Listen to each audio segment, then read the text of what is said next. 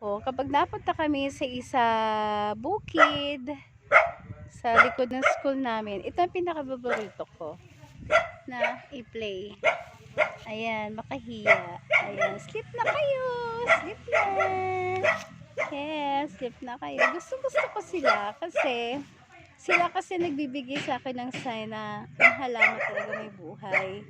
Diba? Karamihan kasi sa halaman, nakikita mo tumutubo lang, nabubuhay lang, nagagalaw ng hangin. Pero ito, kapag tinouch mo sila, ayan, nagko-close sila, nahihiya.